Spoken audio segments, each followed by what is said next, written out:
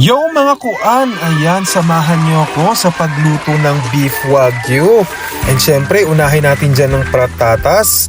And of course, ang ating carrots, piprituhin niyo po yan. And hindi magpapahuli ang ating sibuyas at ang ating bawang. Nasa sa inyo na po yan guys kung sino po ang uunahin niyo, ang sarili ninyo o yung mahal ninyo.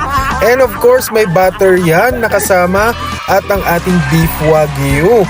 And syempre, mekos-mekos na yan kasama ang magic sarap at konting asin. Mekos-mekos po tayo dyan guys. Ayan, mekos-mekos po. And lagyan natin ng paminta.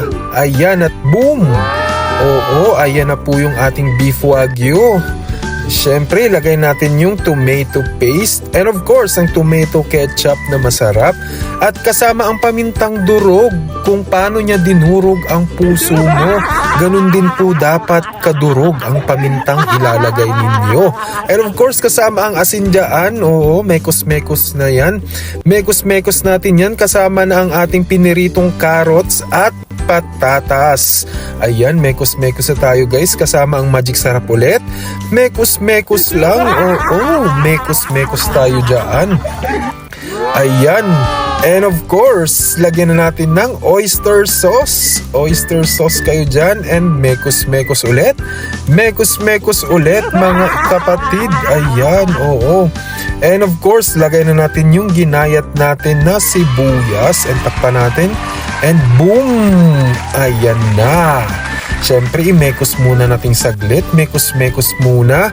And luto na po yan, guys. Luto na, di ba? Ang sarap niyan. And of course, pag luto na yung ulam, kasunod niyan, ang kanin. Siyempre, hindi tayo magpapahuli sa pagluto ng fried rice. O, di ba? Ganyan magluto ng fried rice, guys. After nyo, magluto ng ulam. Lagyan nyo ng paminta at konting magic sarap. Ayan, imekos-mekos muna. And ready na po ang ating beef wagyu.